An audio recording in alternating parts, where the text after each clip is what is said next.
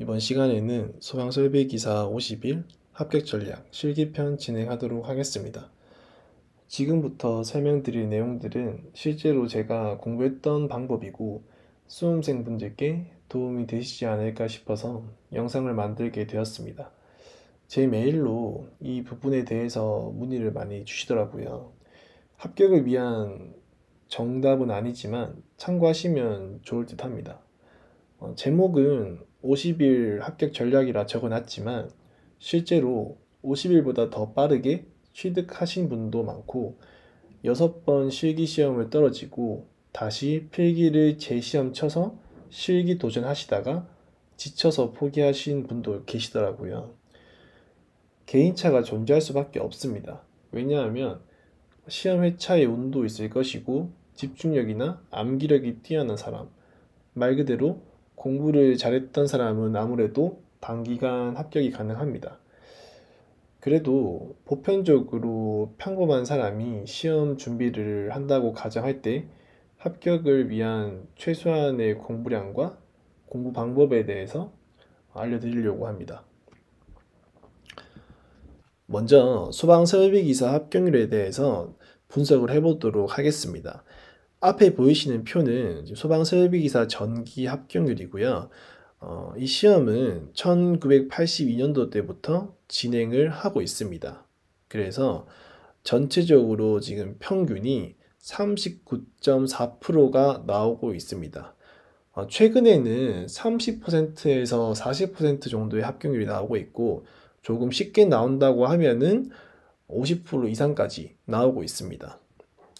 오른쪽 보시면은 지금 최근 10년간 20% 미만 합격률 회차 분석 이렇게 적혀 있는데 개인적으로는 20% 미만의 합격률이면은 좀 까다롭게 나왔다 이렇게 판단을 하고 있습니다. 그 중에서 이렇게 한 자릿수 퍼센테이지가 나왔다. 이거는 어려운 시험이었다. 이렇게 생각을 하시면 되겠습니다. 소방정리 같은 경우에는 이렇게 많지는 않지만 그래도 이렇게 20% 미만대의 합격률이 조금씩은 있었고 최근에는 그 빈도수가 많지는 않았습니다.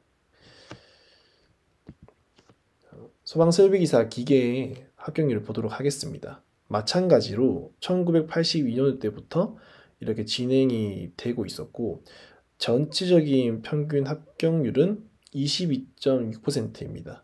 그리고 소방전기랑은 좀 다르게 전체적인 합격률이 많이 낮습니다. 보시면은 지금 최근 10년간 20% 미만 합격률도 소방전기보다 훨씬 더 많습니다. 이렇게 한 자릿수 퍼센테이지도 좀 다수 나오고 있습니다. 사실상 소방전기보다 소방기기가 어려운 시험이다라고 생각하시면 되겠습니다. 그러면 시험이 어렵고 쉽고의 어떤 기준이 뭘까 이렇게 좀 생각을 해봤는데요. 기사시험 같은 경우에는요, 이 기출문제하고 연관성이 많이 큽니다. 그게 무슨 말이냐고 하면은 기출문제에서 많이 연관이 되어서 나왔다 하면은 쉽게 나온 거고요. 기출문제랑 조금 뭔가 변형이 되거나 기출문제가 많이 안 나왔다라고 하면은 어려운 시험이라고 생각을 합니다. 그래서 위에 보시면은 시험이 어려웠다 하면은 보통 최근 출제가 되었던 기출문제가 좀 적게 출제가 되거나 아니면 함정이 많은 문제 그리고 신출 문제가 출제가 되었거나 아니면은 완전 옛날 문제가 다수 출제가 되었으면은 보통 시험이 어려웠다라고 얘기를 하시는 것 같습니다. 그럼 반대로 시험이 쉬웠다고 하는 거는 최근 출제되었던 문제가 좀 많게 출제가 되었고 함정이나 이런 뭔가 신출 문제가 출제가 안 되었을 때 그리고 예전 기출 문제가 출제가 많이 안 됐다고 하면은 시험이 쉽게 나왔다라고 생각하시면 되겠습니다. 소방설비기사 공부법에 대해서 진행하도록 하겠습니다. 오리엔테이션 영상에서도 말씀을 드렸습니다. 필기 같은 경우에는 기출문제 7개년을 3회독 하시면 되고요. 실기는 기출문제 12개년 5회독 하시면 되겠습니다. 이게 최종적인 궁극적인 공부량이라고 생각을 하시면 되겠습니다. 주의를 하셔야 되는 게, 저 같은 경우에는 연습장에다가 문제풀이 및 답작성을 하였습니다. 아무래도 책에다가 그대로 문제를 풀고 나면은 좀 흔적도 남고요. 이게 지운다고 해도 잘 지워지지도 않습니다. 그래서 다시 제가 문제를 풀 때 좀 이렇게 방해가 되기 때문에 이렇게 연습장에다가 푸시는 걸 추천드립니다. 그리고 틀린 문제는 반드시 이 문제에다가 체크를 하시는 게 좋습니다. 그리고 문제의 핵심 단어, 체크 및 핵심 공식 및 풀이법 암기. 이건 무슨 말이냐고 하면요. 한번 예를 들어 보겠습니다. 자, 이렇게 문제가 나와 있습니다. 이 문제를 딱 보시고, 이렇게 핵심적인 단어는 이렇게 체크를 하면서 좀 공부를 했습니다. 자, 예를 들면, 이렇게 문제가 쭉 나올 때, 여기에서 지금 5개 소화전이죠. 이 문제 같은 경우에는 테마가 5개 소화전에 관한 문제를 내는 거구나. 그래서 이렇게 체크를 딱 해놓고요. 그 다음에 이렇게 수원의 최소 유효 저수량, 이거 체크해놓고, 그 다음에 가압송수 장치의 최소 토출량, 그 다음에 직관 부분에서의 마찰 손실수도, 그 다음에 이 달시 여부 공식 적용해서 구하라, 이렇게 나와 있으니까 이렇게 핵심 단어들을 체크를 했습니다. 그리고 이렇게 문제에 대한 이 핵심적인 공식이 있죠. 요 Q는 7 곱하기 N, N은 최대 개수 2개를 반영한다. 5개 소화전은. 그래서 이렇게 딱딱 체크하고 넘어갑니다. 그 다음에 가압 송수 장치의 토출량도 이 350 곱하기 2. 왜냐하면 이 2는 최대 개수 2개를 반영한 거니까. 그래서 여기 체크. 그 다음에 이렇게 이 달시 외부 공식. 요 같은 경우에는 이렇게 연결해서 같이 이렇게 연습장에다가 적으시면서 암기하시고 넘어가시면 되겠습니다. 자, 이런 식으로 공부를 하셔가지고요. 1회독을 완성하시면 되겠습니다. 아마 1회독이 가장 어려운 회독이 될 겁니다. 왜냐하면은 뭐 5개 소화전에 대해서도 모르는 상태인데 그냥 뭐 핵심 단어, 핵심 공식 이렇게 체크하고 연습장에 적으면서 공부하고 넘어가는 게 이게 과연 맞는 방법일까라고 생각이 드실 수가 있는데, 그럼에도 넘어가셔야 됩니다. 왜냐하면은 기출 문제가 계속 반복적인 형태를 띠기 때문에 이렇게 계속 진행하다 보면은 뭔가 이렇게 패턴이 보이실 겁니다. 겹치는 문제들이 많이 생기기 때문에 보다 보면은 이 문제 같은 경우에는 이렇게 풀었지, 이런 식으로 계속 연상이 될 겁니다. 그래서 1회독이 가장 어려운 회독일 수밖에 없습니다. 이 개념이랑 문제 유형을 한 번에 습득을 하는 시기이기 때문에 가장 많은 시간이 투입이 될 겁니다. 그래서 이렇게 제가 별표를 쳐놨습니다. 이 자격증 시험을 공부하는 데 있어서 가장 중요한 시기가 이 시기이지 않을까 전 개인적으로 생각을 합니다.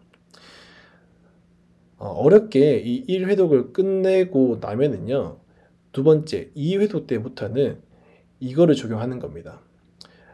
1회독 때 공부를 열심히 하셨으면은 아마 처음으로 돌아와서 2회독을 시작했을 때 뭔가 이렇게 머릿속에 남는 내용들이 많을 겁니다.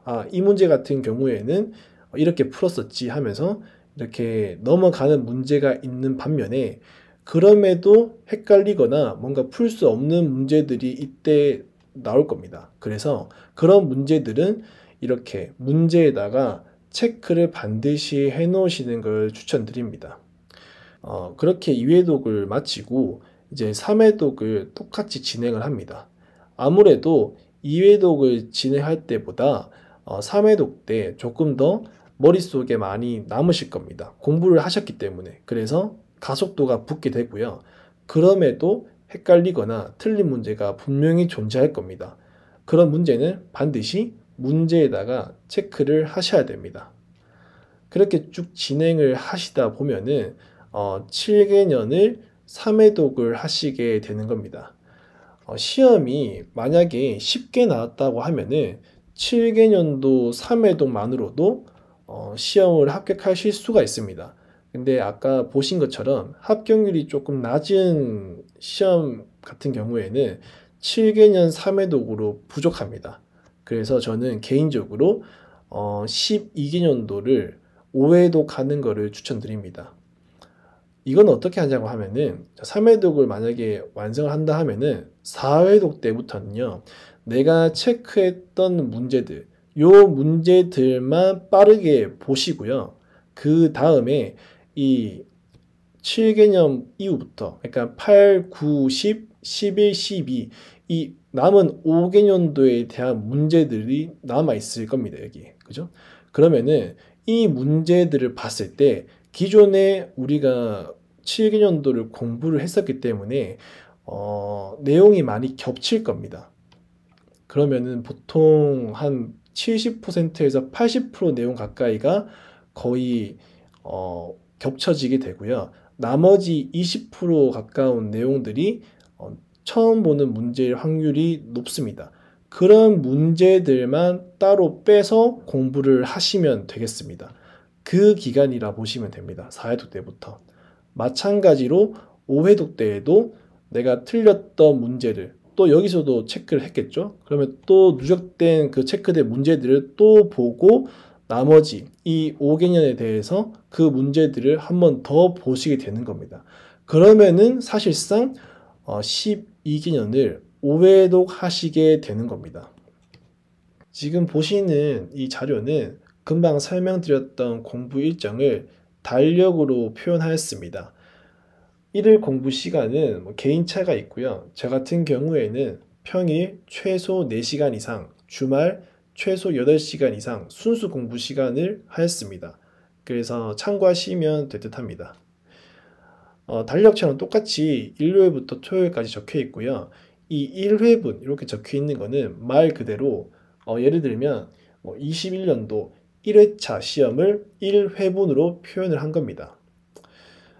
아까 말씀드린 것처럼 일단 7개년을 먼저 봐야 되잖아요. 그래서 내가 지금 시험을 응시하고자 하는 그 해당 시험 회차를 기준으로 해가지고 7년 거꾸로 돌아가는 겁니다.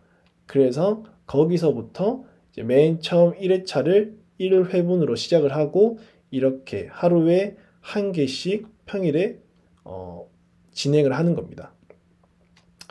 이렇게 진행을 하고 주말 같은 경우에는 이제 공부 시간이 많으니까 2회분을 진행을 합니다.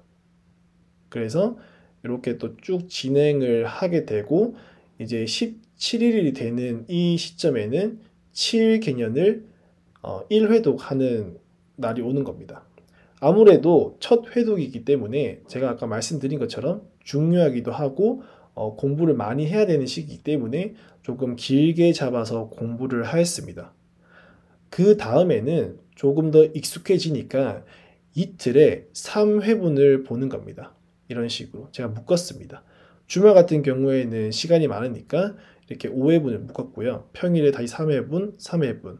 그 다음에 이렇게 금, 토, 일은 총 7회분을 목표로 공부를 하시면 되겠습니다.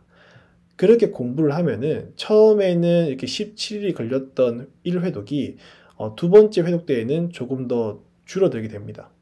그리고 3회분씩 이제 보는 겁니다. 이렇게 3회분씩 보고 일주일 정도를 투자를 하게 되면은 7개년을 3회독 하게 됩니다.